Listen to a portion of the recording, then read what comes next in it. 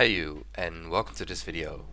Today I will show you how to craft a hopper minecart. They're actually quite useful. I use them right here as a collection system for my sugarcane farm. I'll show you right here. So I've got these two sugarcane farms going great.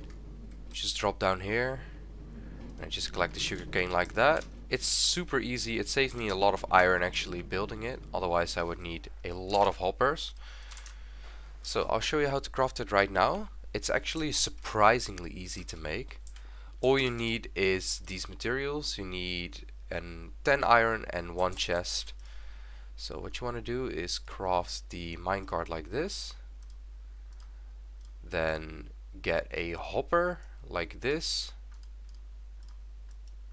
Put the chest in the middle.